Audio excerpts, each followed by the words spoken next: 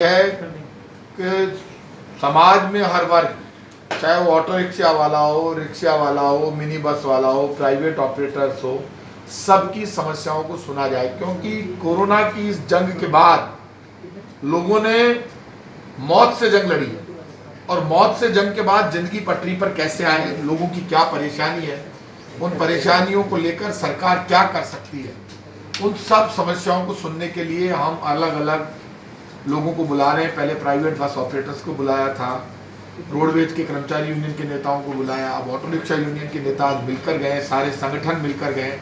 Auto rickshaw स्टैंडों पर vaccination camp हमारी करने की तैयारी है। वो जयपुर के सब ऑटो रिक्शा स्टैंडों पर सिंधी कैंप रेलवे स्टेशन पर होंगे, जिससे ऑटो रिक्शा वालों के वैक्सीन लग सके। उनकी आर्थिक कंडीशन खराब हुई, अभी ऑटो रिक्शा वाले जो प्रीपेड की पॉलिसी हम पहले लागू कर रहे थे, अब जल्दी लागू कर देंगे।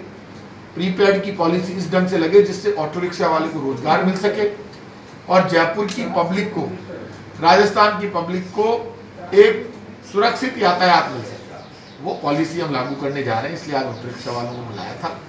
इसलिए हर वर्ग की बात सुनकर इस ढंग से पॉलिसी लागू करना चाहते हैं। जयपुर में ट्रैफिक जाम की समस्या है, आगे हम ऐसी पॉलिसी लाने के मूड में सब डिपार्टमेंटों से बात करके इस तरह की व्यवस्था लागू करें जिससे जयपुर में जाम की समस्या का समाधान हो।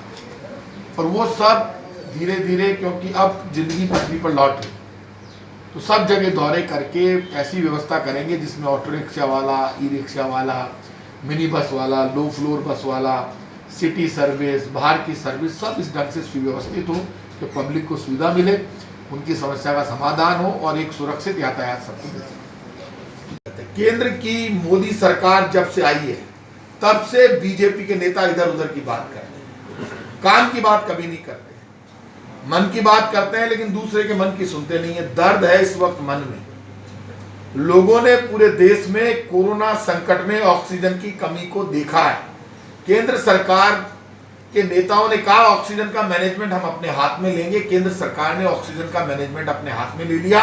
ऑक्सीजन मैनेजमेंट में केंद्र फेल हो गया, ऑक्सीजन की व्यवस्था नहीं कर पाया, रेमडेसिविर इंजेक्शन की व्यवस्था नहीं कर पाया, ब्लैक फंगस के इंजेक्शन की व्यवस्था नहीं कर पाया और समय पर केंद्र की बीजेपी की सरकार लोगों को वैक्सीन नहीं लगा पाई, वैक्सीन के पैसे मांग लिए।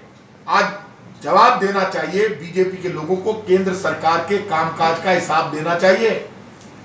उनको भी 2 वर्ष हो गए, आप भी अपने 7 साल का हिसाब दो, बताओ। आज कटारिया जी इतनी बड़ी बड़ी बात कर रहे हैं, इनके प्रभारी अरुण सिंह जी इतनी बड़ी बड़ी बात कर रहे हैं, इनके नेता बड़ी बड़ी बात कर रहे हैं। इनको ये बताना होगा 2014 में जब मनमोहन सिंह जी प्रधानमंत्री थे, तब जब इन्होंने सत्ता संभाली उस वक्त क्रूड ऑयल बहुत महंगा था लेकिन पेट्रोल डीजल सस्ता था।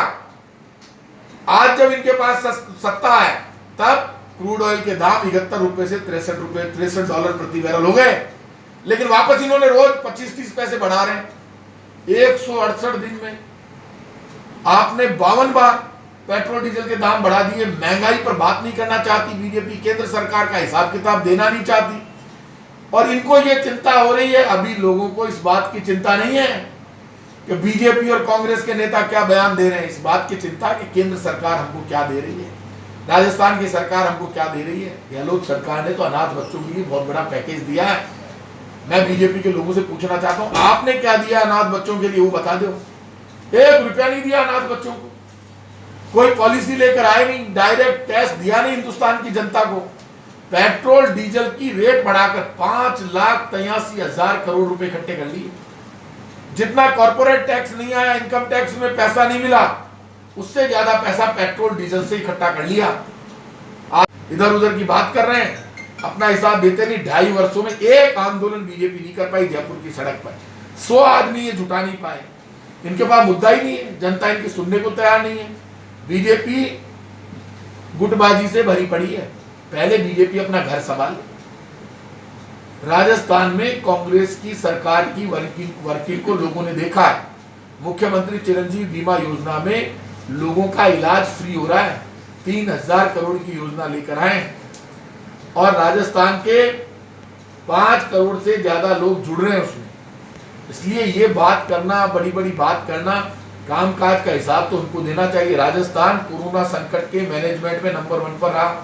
कोरोना का इलाज फ्री, ब्लैक फंगस का इलाज फ्री, 40,000 का इंजेक्शन फ्री, लाख का इंजेक्शन और लाख का फ्री, दवाइयाँ फ्री, जांच फ्री, और कोई कमी हमने नहीं रखी। हमारे मैनेजमेंट की तारीफ खुद केंद्र सरकार के नेता प्रधानमंत्री करते रहे।